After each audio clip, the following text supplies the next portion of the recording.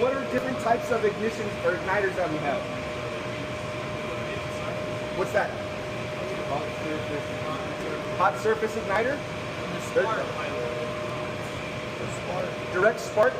So HSI, hot surface igniter, DSI, direct spark igniter. They also, technically out there, they're standing pilots. You probably won't run into those. Maybe on like an old hot water heater or something like that, you'll see a little standing pilot. But with this one, I think this one's a direct spark igniter. So you'll hear that little clicking noise like a stove, right? And it's waiting for that gas to ignite the igniter. With the direct spark ignition like this one, this is in here.